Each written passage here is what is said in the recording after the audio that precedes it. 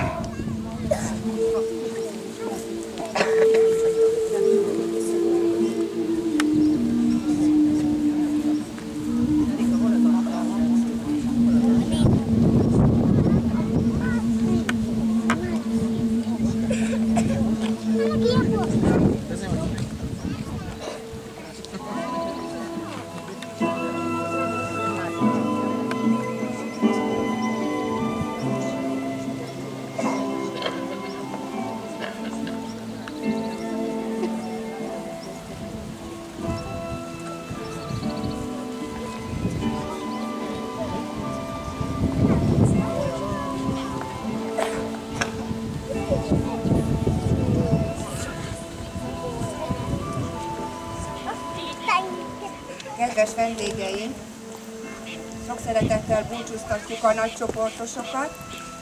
Bemenve a termünkbe még megkapják az csoportos óvónénik ajándékát, és utána pedig szeretettel hívjuk Önöket egy kis beszélgetésre, szalonnasütésre itt az óvodafutárán 6 órakor. Kérem, tiszteljenek meg bennünket, és jöjjenek vissza a gyerekekkel. Köszönjük szépen, hogy részt vettek, és minden kedves szülőnek nagyon szép éveket kívánok a gyermekek iskolás időszakára, és legyen még sok-sok örömük benne, mint ahogy nekünk 3-4 évig örömünk volt az Önök gyermekébe. Köszönjük szépen a részvételt!